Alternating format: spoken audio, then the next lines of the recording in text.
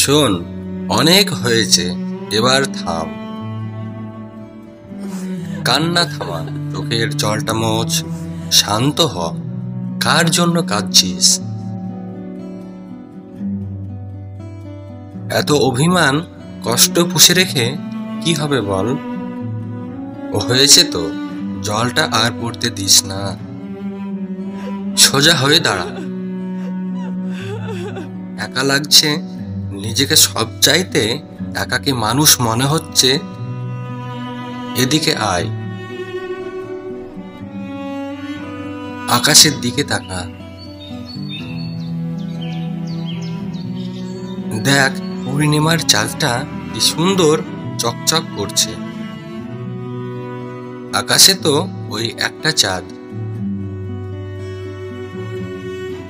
চাঁদটাও তো একা রে। তবুও তো প্রতিদিন ওর কাজটা নিয়ম করেই করে। ওই যে সমুদ্রের গর্জন শুনতে পাচ্ছিস,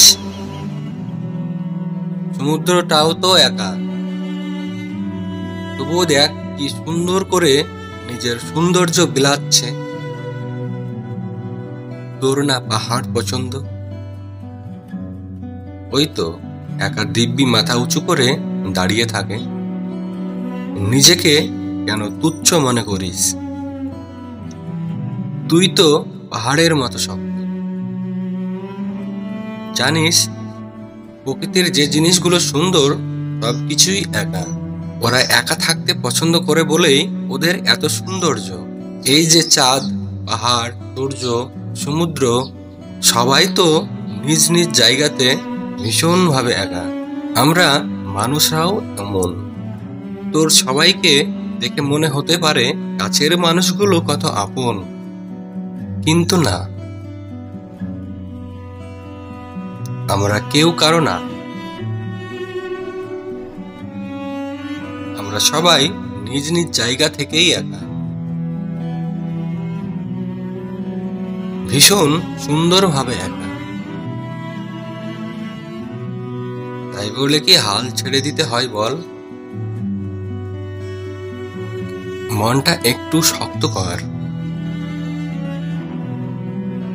পুরান সব স্মৃতিকে দূরে ঠেলে আমি তুই আমরা সবাই বেঁচে আছি। দেখ, বয়স এবং সময়ের সাথে সবকিছুই পাল্টায়। সময় যত সামনে আগায় আমরা তত একা হয়ে যাই। এটা মেনে নিতেই হবে রে, কারণ এটাই তো জীবন।